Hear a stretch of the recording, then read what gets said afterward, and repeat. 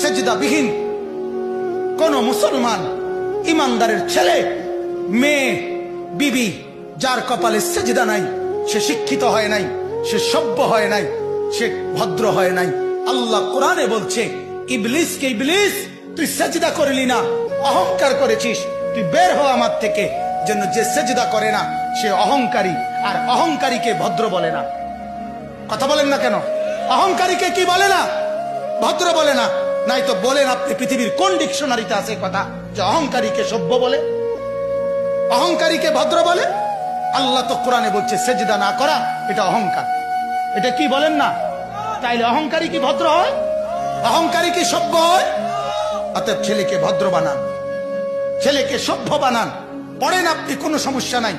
বাংলা পড়েন, অঙ্ক পড়েন, ইংরেজি পড়েন, পদার্থ পড়েন, জীববিজ্ঞান পড়েন, হিমালয় পর্বত পুরাটা ফইরা বাইতে পড়েন, কোনো মানা নাই। আটলান্টিক মহাসাগর পইরা বাইতে নালান, কোনো আপত্তি নাই। কিন্তু কোরআন বাদ দিলেন কেন?